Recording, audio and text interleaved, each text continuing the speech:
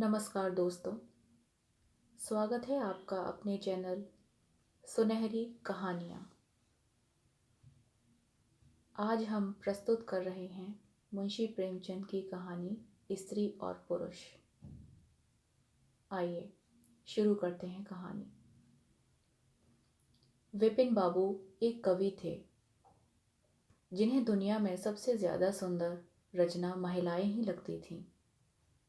इनकी कविताओं में भी सिर्फ महिलाओं के रूप, सुंदरता और यौवन की ही तारीफ हुआ करती थी। जैसे ही किसी महिला का जिक्र होता तो ये अलग और सुंदर ही कल्पना की दुनिया में चले जाते थे। इन्होंने अपने जीवन में भी एक ऐसी ही सुंदर महिला की कल्पना की थी।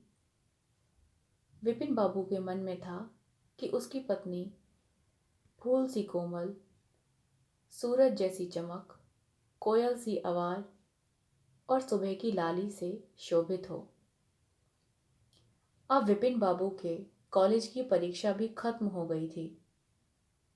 विपिन के लिए सारे रिश्ते आ रहे थे, कई सारे रिश्ते आ रहे थे।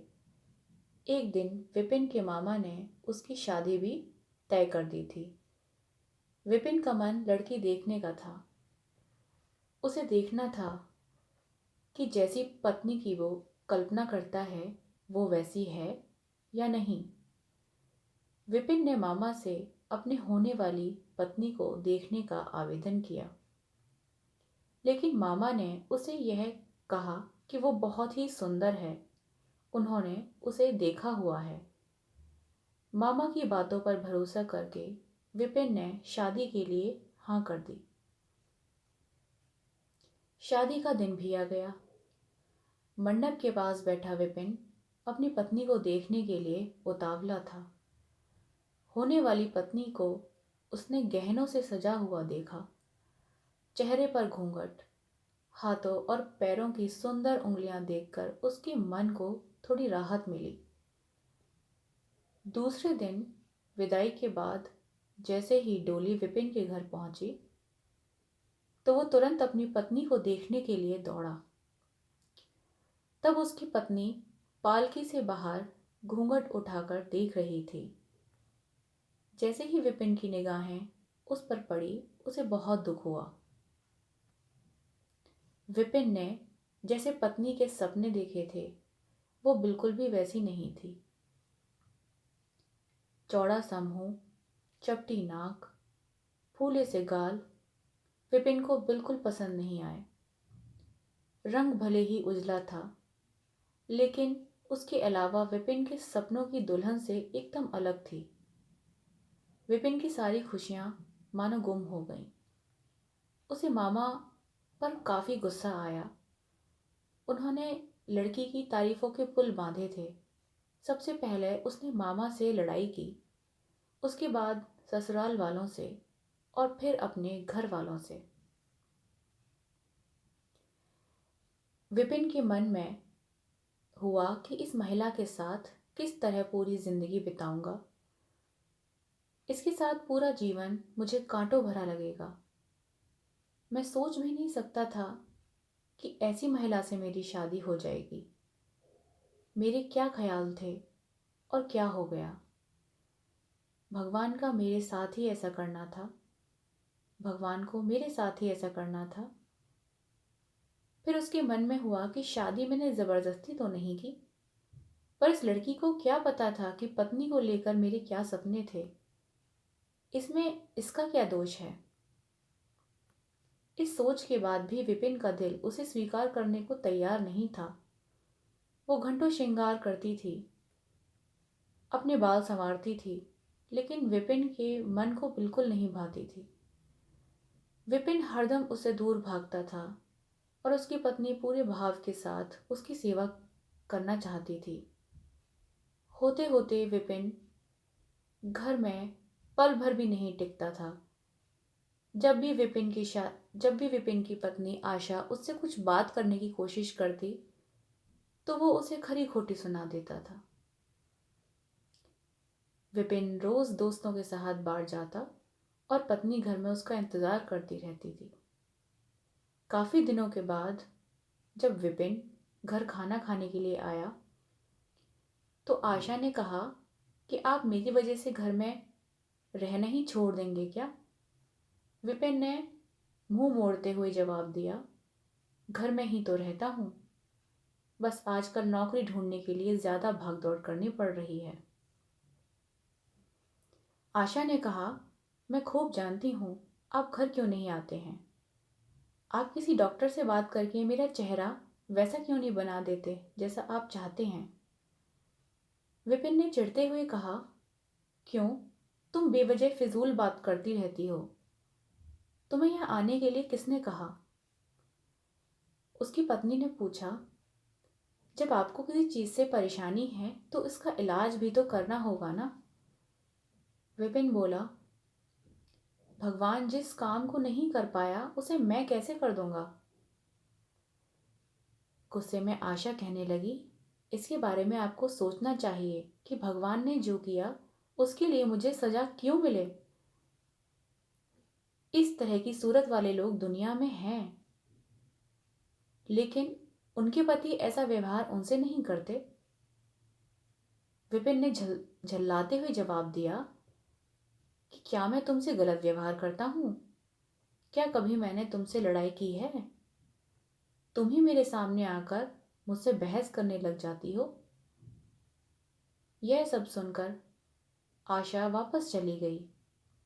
उसे लगा इन्होंने मेरे प्रति अपना दिल पत्थर बना लिया है, अब ये मेरी एक नहीं सुनेंगे। इधर विपिन इधर विपिन का ऐसा रवैया देखते देखते आशा बीमार हो गई। वो अपनी जिंदगी से निराश थी। उधर बीमार आशा को देखने के लिए विपिन एक बार भी नहीं गया। उसके मन में था कि इसे कुछ हो जाए तो इस बार अपनी पसंद की लड़की से शादी कर लूंगा। अब तो विपिन को और भी छूट मिल गई थी। पहले कभी कभी आशा रोकती टोकती और बाहर जाने की वजह पूछ लेती थी, पर अब वो बीमार है तो वो भी पूछने वाला कोई नहीं है। तो अब विपिन अपने आप को पूरी तरह आजाद समझता था। गलत आदतों में पड़कर विपिन सिर्फ अपने पैसे ही बर्बाद कर रहा था, बल्कि सेहत और चरित्र सब कुछ खो रहा था। होते होते विपिन का पूरा शरीर पीला और कमजोर पड़ गया। शरीर में सिर्फ हड्डियां ही नजर आ रही थीं और आंखों के आसपास काले घेरे व गड्ढे पड़ गए थे। अपने चेहरे को देखकर रोज विपिन उसे संवारने की कोशिश करता, लेकिन कुछ नहीं हो पाता था। एक दिन महीनों से बीमार पड़ी आशा बरामदे के पास चारपाई पर लेटी थी। उसने विपिन को काफी समय से नहीं देखा था, इसीलिए किसी ने विपिन को बुलावा भेजा। आशा के मन में था कि बुलावा तो भेज दिया, लेकिन वो आएंगे नहीं। आशा का बुलावा मिलने पर आज विपिन पहले की तरह झल्लाया नहीं। वो बिना संकोच किए आज आशा के पास आकर खड़ा हो गया। जैसे ही आशा ने उसे देखा तो वो हैरान रह गई। उसने पूछा, क्या आप बीमार हैं? बहुत दुबले हो गए हैं और पहचान में भी नहीं आ रहे हैं। विपिन ने कहा, जिंदा रहकर भी अब क्या करना है। आशा ने नाराज होते हुए विपिन का हाथ पकड़कर चारपाई पर बैठा दिया और बोली, दवाई क्यों नहीं करते? आज आशा के इस तरह से खींचने पर विपिन नाराज नहीं हुआ। उसके व्यवहार में वो कड़वाहट नहीं थी, उसका गुस्सा जैसे पिघल गया था। चारपाई में बैठते ही विपिन ने जवाब दिया, अब दवाई से मेरा कुछ नहीं होगा। मौत ही मुझे अपने साथ लेकर जाएगी। मैं ऐसा तुम्हें दुख देने के लिए नहीं कह रहा हूं। मैं भयंकर रोग से ग्रसित हूं और अब मैं बच नहीं सकता। इतना कहते ही विपिन चारपाई पर बेहोश होकर गिर गया। उसका पूरा शरीर कांपने लगा और पसीना पसीना हो गया। विपिन की यह हालत देखकर महीनों से बीमार पड़ी आशा झट से बिस्तर से उठ गई।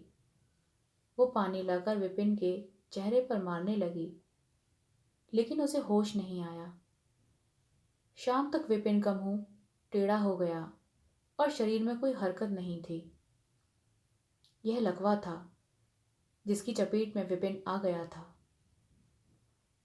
इस रोग में बीमार आशा ने विपिन की खूब सेवा की। लगातार 15 दिन तक विपिन की स्थिति नाजुक बनी रही। दिन रात एक करके आशा द्वारा की गई मेहनत रंग लाने लगी। विपिन की हालत कुछ संभली, लेकिन अभी भी आशा अपनी गोद में सुलाकर ही विपिन को दवाई पिलाती और खाना खिलाती थी। इन सब में वो अपनी तबीयत तो जैसे भूल गई थी। शरीर बुखार से तपता था, लेकिन उसे विपिन की स्थिति के सामने खुद की स्थिति कुछ भी नहीं लगती थी। अब विपिन के दोनों पैरों में थोड़ी ताकत आने लगी थी। होते होते 4-5 महीनों में वो अपने पैरों पर खड़ा होने लगा, लेकिन उसका मुंह टेढ़ा का टेढ़ा ही रहा। उसके चेहरे पर पहले जैसी रौनक भी नहीं रही। एक दिन अपना शरीर शीशे में देखने के बाद विपिन ने कहा कि मुझे भगवान ने अपने किए की सजा दे दी है। आशा, मैंने तुम्हें सुंदर नहीं माना और आज देखो मैं कितना कुरूप हो गया हूँ। अब तुम भी मेरे साथ वैसा ही व्यवहार करना जैसा मैंने तुम्हारे साथ किया था। आशा ने हंसते हुए अपने पति से कहा, आप मेरी आंखों से देखोगे तो पता चलेगा कि आप में कोई अंतर नहीं आया है। आप पहले जैसे थे अब भी वैसे ही हो। विपिन बोला, अच्छा, बंदर जैसा मुंह दिख रहा है और तुम कहती हो कोई अंतर नहीं आया। तुम्हें मालूम है ना, भगवान ने मुझे मेरी करनी की सजा दे दी है। सबने खूब जतन किए, लेकिन विपिन का मुंह सीधा नहीं हो पाया। पति के पैर पे खड़े हो जाने के बाद आशा ने घर में पूजा रखी, क्योंकि उसने भगवान से विपिन के लिए मन्नत मांगी थी। पूरे मोहल्ले के लोग विपिन के घर जमा थे। भजन संगीत चल रहा था।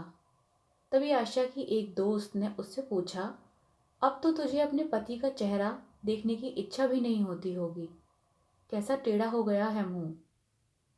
गंभीर आवाज में आशा बोली, मुझे तो कुछ फर्क नजर नहीं आता। उसकी दोस्त ने पलटकर कहा, चल झूठी, ऐसे थोड़ी होता है। बातें मत ज्यादा बनाया कर। फिर आशा कहने लगी, सच कह रही हो। मुझे उनकी आत्मा मिली है जो उनके रूप से बढ़कर है, और मैं हमेशा उनकी आत्मा को ही देखती हूँ। विपिन कमरे में दोस्तों के साथ बैठा था। तभी उसका एक दोस्त ने बरामदे की तरफ खुलने वाली खिड़की खोल दी। उसने विपिन से पूछा, आज तो यहाँ कई खूबसूरत लड़की हैं, बता कौन सी अच्छी लग रही है तुझे। विपिन ने कहा, खिड़की बंद कर दो। और जहां तक रही पसंद की बात, तो मुझे वही पसंद है जिसके हाथ में फूल की थाली है। दोस्त ने पूछा, तेरे चेहरे के साथ पसंद भी खराब हो गई क्या? मुझे तो वो दूसरों से कम खूबसूरत लगती है। विपिन बोला, मैं उसकी आत्मा को देख रहा हूं। वो हर किसी की सूरत से ज्यादा सुंदर है। तब उसने पूछा, अच्छा, यही पत्नी है क्या तुम्हारी? विपिन ने कहा, हाँ बिल्कुल, यही है, वो देवी तुल्य महिला है। कहानी से सीख, हमें इस कहानी से ये सीख मिलती है कि व्यक्ति की बाहरी सुंदरता नहीं बल्कि मन की सुंदरता देखनी चाहिए। बाहरी सुंदरता कभी भी फीकी पड़ सकती है, लेकिन जिसका मन सुंदर है वो व्यक्ति हमेशा ही सुंदर रहता है। नमस्कार।